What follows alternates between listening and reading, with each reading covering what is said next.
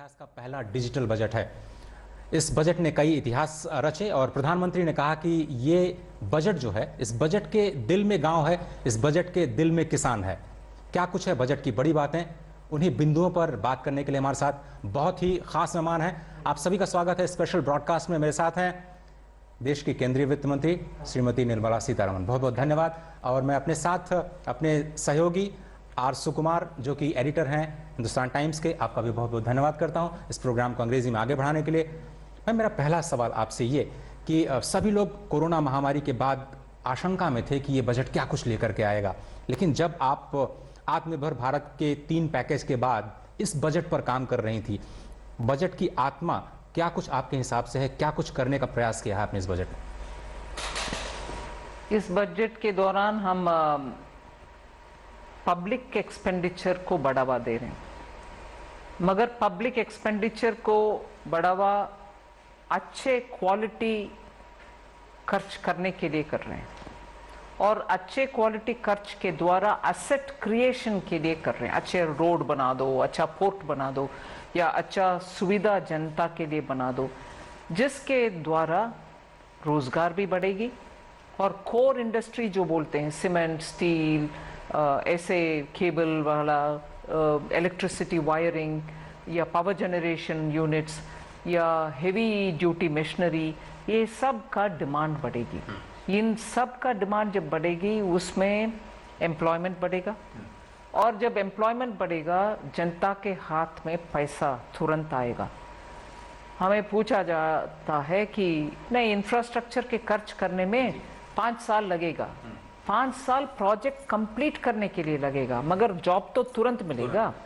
उसके कारण इकोनॉमी में तुरंत तेजीपन आएगा। यही है मेन मुद्दा और ये स्पेसिफिकली इंफ्रास्ट्रक्चर के लिए, हेल्थ के लिए और एग्रीकल्चर के लिए। जब रूरल इंडिया के बात आती है, इन तीनों सेक्टर के द्वारा रूरल इंडिया का ही पहला बेनिफिट मिलता। One of the key things that we see in the budget is a resetting of priorities, because in 2021, this year, our primary aim was welfare. You had to make sure that people who were facing distress on account of the pandemic didn't face that distress, and as a result we saw an increase in expenditure, which is also evident in the deficit. You've kept the expenditure at that same increased level, but you seem to have reoriented it towards capital expenditure. That's right. How do you balance this out? Because there is an assumption somewhere in this that things are returning to normal. These people will not need that kind of assistance that they needed last year. So how do you reset this balance? But the balance is expected to get reset largely by the fact that the money is going only for capital expenditure. When you create capital expenditure or windows for capital expenditure, you're confident that what you're spending money on is actually asset creation. Therefore, the kind of money going to the hands of people directly without looking at what it's going to create. It will create, yes, short-term, quick demand. But when it goes through this route, it's sustained. It also gives encouragement for those sectors which will see an increase in demand. And in the meanwhile, you have better roads, better ports, better facility for everybody, more electricity generation and so on. So this has both short-term and long-term impact. Whereas when you're just looking at spending, and by spending directly giving money in the hands of people, yes, it helps them. But I've also seen in the early stages of pandemic that money getting locked up in their accounts, because I won't fault people. Anyone would do it, because you don't know in these periods of uncertainty whether you should save that money or spend that money. It might get ended up in the accounts without getting spent. So the way in which we have looked at is capital expenditure is a sure shot way to create that virtuous cycle. Ma'am, ये बहुत ही bold step था capital expenditure को 34% increment करना, लेकिन बार बार सब लोग जब budget documents की तरफ देख रहे हैं तो एक तरह से ये हेल्थ केयर बजट उनको दिखाई दे रहा है।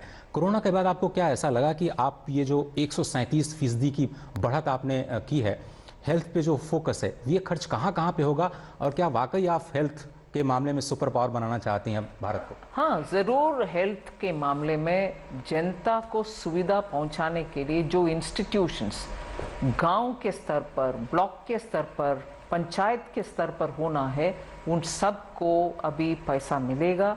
और फिनांस कमीशन का रिकमेंडेशन भी हुई है, बहुत सारे वेस्ट मैनेजमेंट और वाटर ट्रीटमेंट, इन सबको पंचायत को, लोकल बॉडीज को, वो भी सुझाव दे रहे हैं कि आप वो आपके अनटाइड फंड्स है उसको क्यों नहीं उपयोग करते हैं। उसका मिसअंडरस्टैंडिंग भी हो रही है कि ये टाई हो चुका है हमारे पैसा, मगर बात वो नहीं है। इसीलिए मैंने जब हेल्थ के बारे में बात करती थी, ये बात स्पष्ट रखी कि होलिस्टिक अप्रोच होना चाहिए हेल्थ को। सैनिटेशन अलग थलग करके या पोषण अलग थलग करके सिर्फ हेल्थ मतलब हॉस्पिटल बनाना नहीं है, ये सब भी हम ध्यान में रखना चाहिए।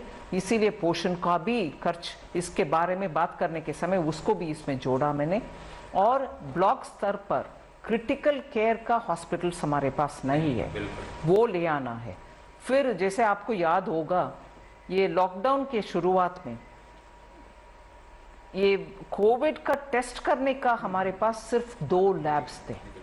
देश भर के ये सैंपल वहां जा करके टेस्ट करके वापस आता था। इस दौरान हम 200 के करीब टेस्टिंग फैसिलिटी क्रिएट किए ड्यूरिंग द पैंडेमिक। अब हम ये कर रहे हैं कि ये लैब टेस्टिंग करने का हर ब्लॉक में, हर स्टेट में होना चाहिए, डिस्ट्रिक्ट स्तर पे कम से कम होना चाहिए। ये सब सुविधा हम इंक्रीज कर रहे हैं। एक अगर मैं फॉलो अप पूछ पाऊँ, वैक्सीन को लेकर के आपने 35,000 करोड़ रुपया दिया, तो इसको किस तरह से खर्च किया जाए? केवल इसी साल के लिए है या फिर अगले साल भी आप इसको प्रोविजनिंग करेंगे? इस साल के लिए ये बात बोला और तुरंत ये भी जोड़ा उसमें, अगर उससे ज्यादा भी पैसा आवश्यक पड़ेगा, मैं कमिटेड हूँ वो भी देने के लिए। इस साल के 35,000 के अतिरिक्त वो भी देने के लिए कमिटेड हूँ। Other than health, because health was one of the things that everyone knew you would spend more on, it was very, very necessary. One of the other expectations that people had was actually on the slightly negative side. Everyone expected a COVID tax. Everyone expected a COVID cess. Some people said there would be a new tax on the super rich. There were fears of a wealth tax, because in some ways your revenue had to come back. You have steered clear of all of this. How difficult was it to, one, resist the temptation of a tax, and two, how well do you think we will be able to address the challenge of revenue generation? Because you are continuing to spend more money, and clearly public spending is going to lead the way in this, because private spending will take some time to kick in. How well do you think we will address the challenge of revenue generation? At least for this year, we have clearly shown, this year meaning year ending March 31st, we have already shown our intent about how to improve the GST collections. We have not done anything other than usual.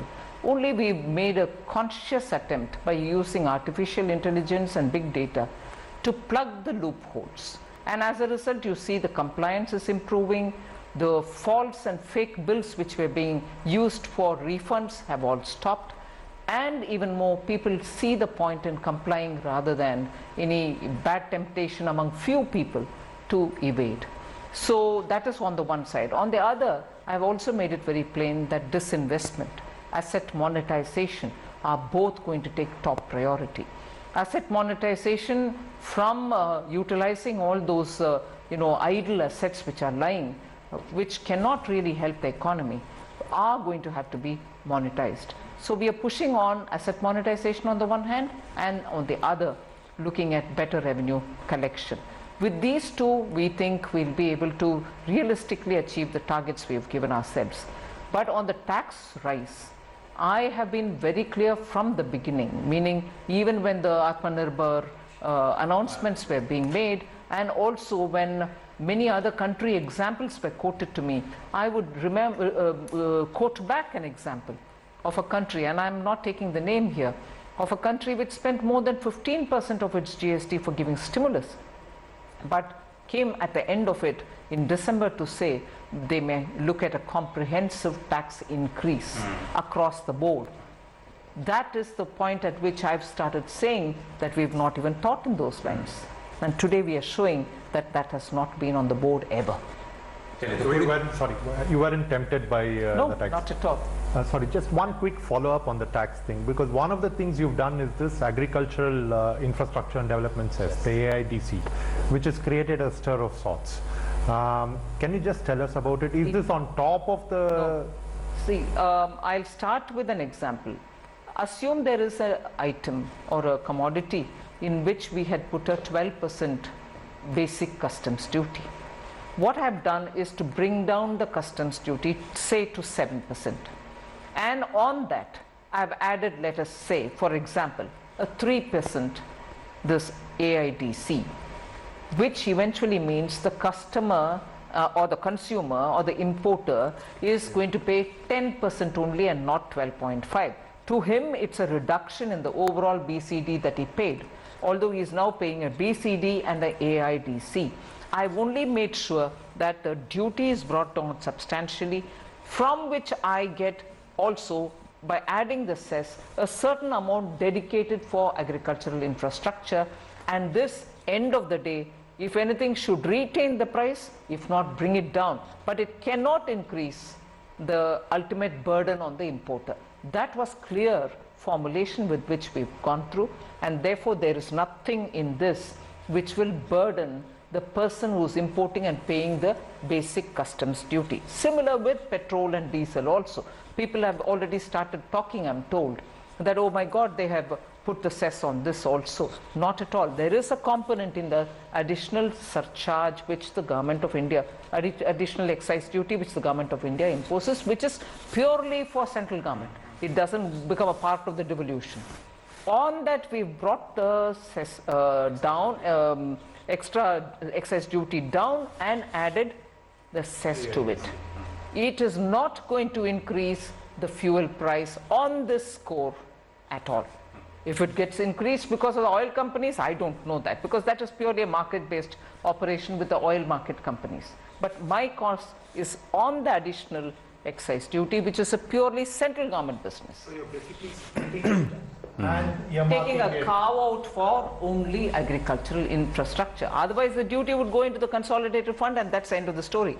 Here too it will go, but it will be dedicated for getting out for the infrastructure. What are your estimates in a year? How much? About 30,000 is what I'm thinking of. 30,000 crores.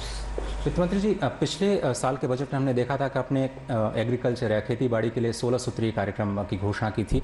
इस बार भी आप कह रहे हैं कि 16.5 लाख करोड़ रुपए आप किसानों को कर्ज के रूप में देंगे और मंडियों को लिंक किया जाएगा। ये जो किसानों पे फोकस है, ये कितना असर डालेगा, और वाकई क्या हम डबलिंग फार्म इनकम वाले जो लक्ष्य है उसकी तरफ आगे बढ़ रहे हैं? बिल्कुल, हर साल डबलिंग किसान के आय कुछ ना कुछ रूप रेखा में बजट में आ जाता है। आज जो किसान इस 3 फार्म लॉस के ऊपर प्रश्न उठा रहे हैं, उसके जवाब देने के लिए हमारे मंत्री श्री तोमर जी तो तैयार बैठे हैं और उनसे खंडवार बात करने के लिए तैयार हैं। मगर ये हर बजट में कुछ ना कुछ जोड़ते हुए किसान के आय दुगुनी करने के लिए ये सब रास्ता है। तो ये मंडियों की जो बात आपने की कि मंडियों का जो 1 लाख करोड़ रुपए का जो इंफ्रास्ट्रक्चर फंड है, उसमें एपीएमसीज भी उसका इस्तेमाल कर पाएंगी, और ये जो 30,000 करोड़ रुपया है, एग्रीकल्चरल इंफ्रास्ट्रक्चर जहां भी आवश्यकता है वहां उपयोग करने के लिए है, चाहे वो एपीएमसी हो। तो ये जो 30,000 करोड़ रुपए आएंगे, क्या ये 1 लाख करोड़ के एक्स्ट्रा हैं जो आप खर्च करेंगे? हाँ, 1 लाख करोड़ तो पहले ही आत्मनिर्भर के समय अनाउंसमेंट हो चुका था। ये अलग से एक फंड ही क्रिएट कर रहे हैं जिसके द्वारा इंफ्रास्ट्रक्चर के लिए खर्च उठा पाएंगे। You spoke about asset monetization. I couldn't find a target for it in the documents. You've not taken a target for it this year? No, I've only said through disinvestment a total 1.75 is what we are expecting. It might be difficult immediately after Corona, the year of Corona, for me to put a number there, because I really don't know now what the enterprise value is, what the market is going to look at it as its net asset value, how are these PSCs after public sector undertakings after the Corona. So it might be very difficult for me to commit a number and not be able to. A lot of it is land. Yeah, but even then, because see, that is one difficulty which I must admit the DIPAM has always had. If it's got to sell off a piece of land which is somewhere in, let us say, Balia, or somewhere in Tumkur or somewhere in Salem. Sitting in Delhi, Deepam will not be able to get a clear picture of what the market value is. But however, that land has got to be disposed by Deepam. So the layers of price and net asset value estimation or the land value estimation to be arrived at is a complicated process. What's the next step in it? And the reason I'm asking you this is because there have been suggestions on this front before. And I think it's a good way to generate revenue from assets which are pretty much lying idle, right?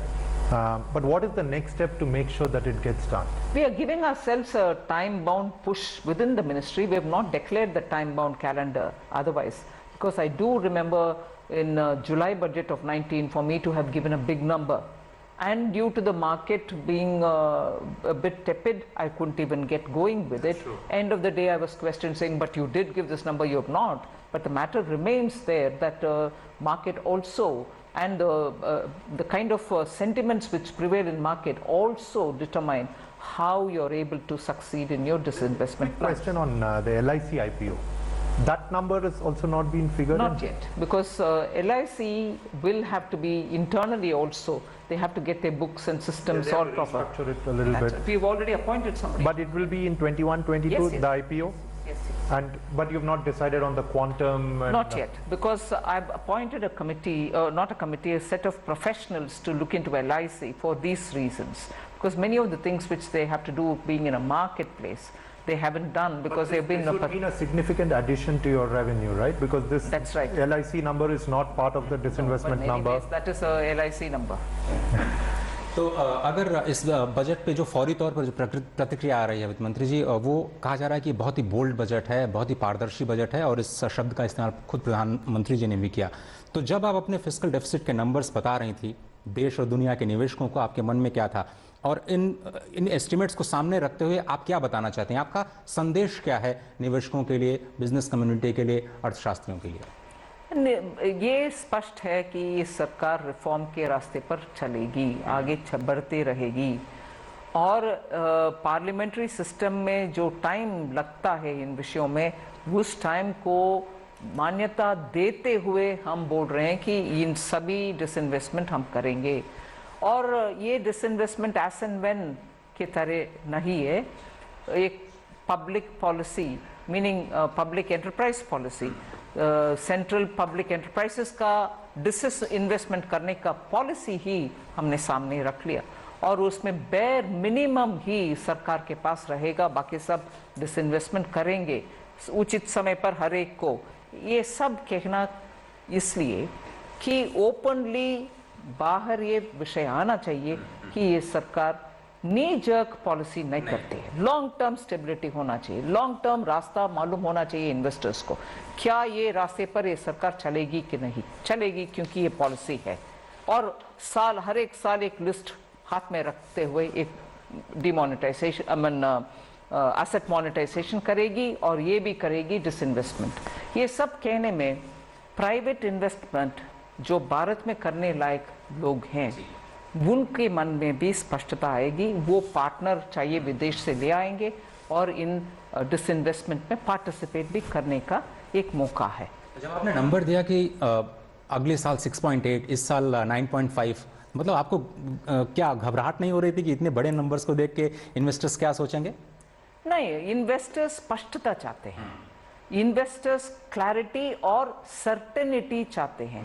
उनको ये uncertainty, ये आज एक तरह दूसरे policy अगले दिन, ऐसे नहीं, वो क्लैरिटी और स्पष्टता, certainty.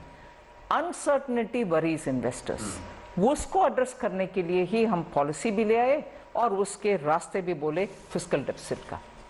One of the assumptions that you've made is 14.4% nominal growth rate. And I'm sure people have asked you this because the economic survey assumes a 15.4% nominal growth rate. What is the divergence caused by? Have you assumed a more moderate inflation regime, or do you expect slightly lower growth? No, it's like, I suppose people who deal with money in banks have an approach to taking a call, a decision. They were rather conservative, and that's how they should be. Whereas you and me, probably sitting outside, can be a bit more flamboyant about it. So I would put the CEA's report, being an academic free thinker, he can be a bit more flamboyant, whereas we in Ministry of Finance, naturally and rightly, will have to be reasonable in assessing what we can do. Interestingly, I've heard the 15% number also given by some people in banks. So which means if you're closer to 15%, your deficit number will actually be a little lower. So banks, it's another move which was, I mean, people had been speaking about it, but I don't think anyone had bitten the bullet so far. Because to privatize banks in a country like India, I mean, given the history of nationalization and everything else, is a very, very bold move. Do you expect political opposition to this move? I would want to reason it out, because we are not saying we are not going to have any public sector bank at all. Certainly not. Public sector banks will be there, will continue, and will have to be viable. Public sector banks will have to have the strength of scaling up. We need many more SBIs in this country. And for that that is why you had since last 2 years this amalgamation of banks, scaling them up and so on. But with all this said, there are also some banks, public sector banks, which are just not picking up. Their health is not improving even in spite of infusion of more and more cash. I'm not getting into the details of who they are or what nature of problem they're suffering from. So is it the sentiment which has to guide us, or the strategic importance of banks? And public sector banks, I even today recognize, have a very big role to play in this country, there's no doubt. But how many is good enough? And how many is good enough? Even if they are good, bad, ugly, we have to keep it because they're public sector. Is it important to have large, serviceable, managed well, professionally run, and actually serving all those areas where other private banks wouldn't go, kind of public sector banks? Or because public sector banks were X number and that X number is sacred? We have to reason this out. We are not against keeping public sector banks, and we'll be happy for them to perform better each year. But there are some whose economics is worrisome. अगर हम रोजगार की बात करें तो हमने देखा कि आपने एमएसएमई सेक्टर का बजट डबल किया, आपने टेक्सटाइल पार्क बनाने की घोषणा की, शिपिंग में आपने देखा 1.45 लाख करोड़ रुपए एक्स्ट्रा आप बोल रहे हैं कि एम्प्लॉयमेंट जनरेट होगा।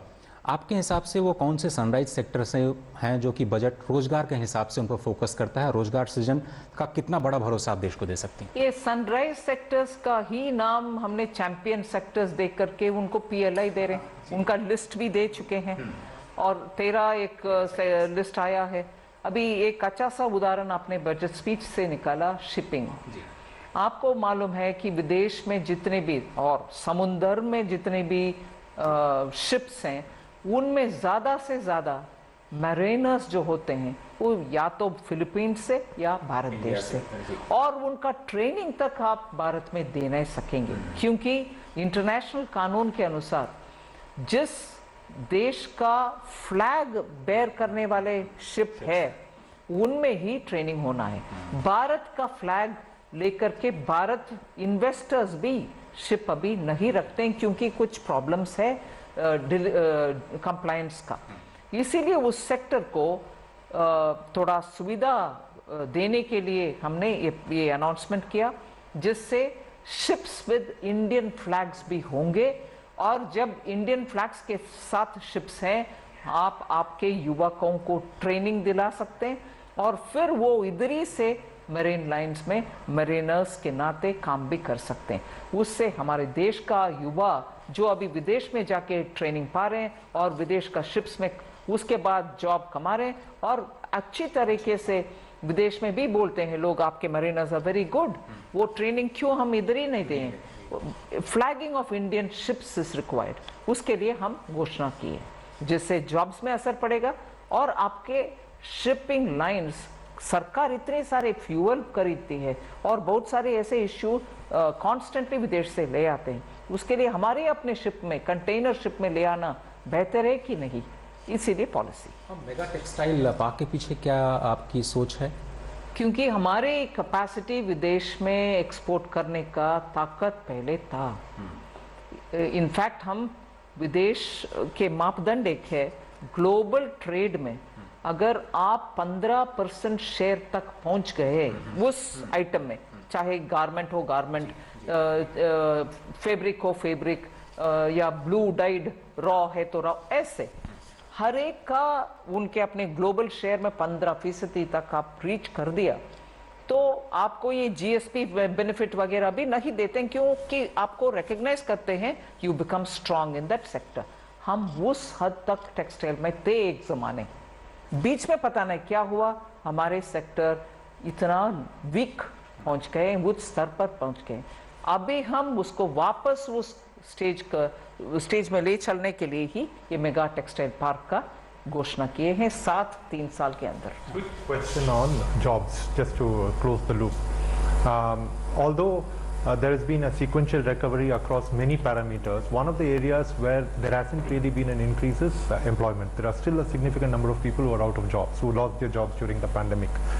What specifically do you think will help I them? announced even during Atmanirbhar Bharat that employers who threw their employees out during the lockdown, whatever be the reason, if they want to take them back, Government of India for the next 2 years will pay the Provident PF. fund, yeah. So let them come back to their jobs. We are quite willing to take that load on. We have given that as an incentive. And what And we have also now announced a lot of training skills program in collaboration with the United Arab Emirates, with Japan, so that for the jobs that are available there, our people can be trained adequately for those specific expected skills, so that they will be given priority in the jobs where they can go. We are doing it with Japan and UAE already. We are trying to work through several other countries similarly, so that our manpower gets that training inclusive of language, so that they can be employed in those areas also. जी, अंतिम सवाल मेरा इस कार्यक्रम में आपसे ये कि R&D पे आपने फोकस दिखाया, 50,000 करोड़ रुपए का नेशनल रिसर्च फाउंडेशन जिसकी घोषणा आपने पिछले बजट में की थी, उसका वो किया R&D में, लेकिन आर्थिक सर्वेक्षण कहता है कि निजी क्षेत्र उतना R&D में निवेश नहीं करता है। तो भारत को R&D का एक बार फिर से सेंट्रल स्टेज बनाने के लिए क्या कुछ किया जाना चाहिए कि वो, और क्या वाकई बजट इस दिशा में कुछ करेगा? हम सरकार की तरफ से तो ये इसका प्रोत्साहन दे रहे हैं, और ये सेक्टर्स जो इसमें प्रॉमिस रखते हैं जैसे बायोफार्मा, इन सब के लिए सरकार के दौरान बहुत सारे और फैसिलिटेशन भी हो रही है। प्राइवेट सेक्टर भी इसमें थोड़ा उनकी तरफ से पार्टिसिपेट करने में देश का अच्छा लेवल तक पहुंच पाएंगे इनोवेशन और रिसर्च एंड डेवलपमेंट में। वित्त मंत्री जी बहुत बहुत धन्यवाद वक्त निकालने के लिए, और सुकुमार जी आपका भी बहुत शुक्रिया। तो वित्त मंत्री जी का स्पष्ट तौर पर यह कहना है कि ये जो बजट है एक तरह से पारदर्शी बजट और बोल्ड रिफॉर्म्स जो लिए गए हैं वो देश में विकास और रोजगार को बढ़ाने में एक तरह से कामयाब साबित होंगे, और ये सही दिशा में उठाया गया एक बोल्ड बजट कहा जा सकता है। फिलहाल स्पेशल ब्रॉडकास्ट में आज सिर्फ इतना ही। पूरी टीम को दीजिए इजाजत। नमस्कार।